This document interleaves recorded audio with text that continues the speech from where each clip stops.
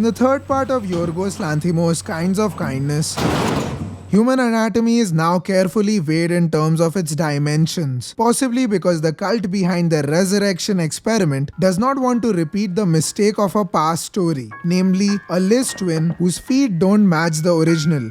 This story explores a third register in Lacanian psychoanalysis after the imaginary and the real, a realm called the symbolic. This time round, our protagonist is armed with a powerful look signified by the purple dodge. Her placement in the story reeks of the quirky private detective vibes of Hollywood whodunits, and she begins by narrating a dream she had last night, reminiscent of Dale Cooper from Twin Peaks. Unlike the past sequences of the previous two stories, I was in a big, beautiful rectangular pool. The pool had a diving board.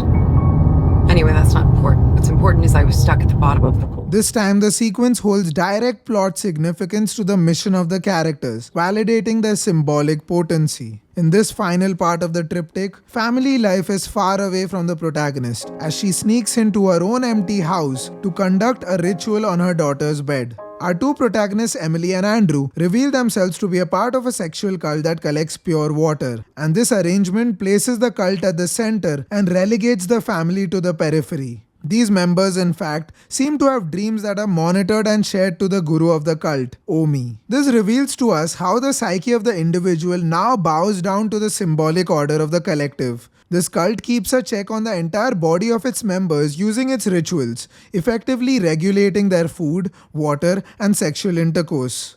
The father in the first story is now replaced by a group that tracks not just your conscious life but also your subconscious one, which is why Omi now enters their dreams and is the only person they are advised to have sex with. This explains Emily's belief that her dream carries significance towards fulfilling the main project of the cult. She is more focused on her unconscious dreams instead of the conscious mundane reality of having a daughter and husband to live with. When her ex brings to her attention that her daughter hurt her foot at the ballet class, this not only reminds us of the significance of the feet in the last part, but also carries an odd connection to the water ritual she conducted on the Nike shoebox in the girl's room. Home as an element is completely alien to Emily. It is a place where her ex proceeds to assault her against her will by spiking her drink. In fact, it is hinted that she is tricked back into her own house by deception. Her daughter's foot probably really wasn't hurt after all. How's your foot?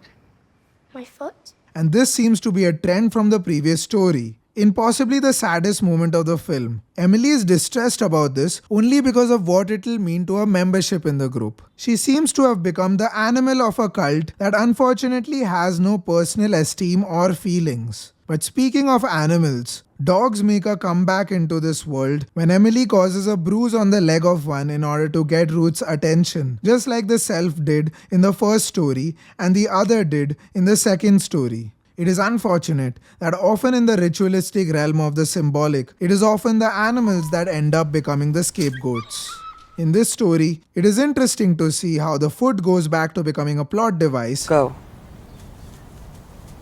while the head becomes the enigmatic center of the story. This is significant because it is the human face that forms the symbolic identity of the person, and thus a kiss is the highest form of validation within this cult. Even the tears constitute a part of the divine face of the leaders of this cult. So when it comes to making the ultimate sacrifice, the devotee has to let go of their persona and family life in order to allow their esoteric face to come out. And a suicide by the social twin allows Emily to enable the introverted twin to carry out their ritual. To me, this is the symbolic meaning of RMF eats a sandwich, and it finally goes to talk about a devotee's self-sacrificing kindness towards carrying out a collective ritual. But what about the penultimate scene of this film, where RMF literally eats a sandwich? In order to figure out what this means, head to the final video of this series, The Ultimate Meaning of Kinds of Kindness.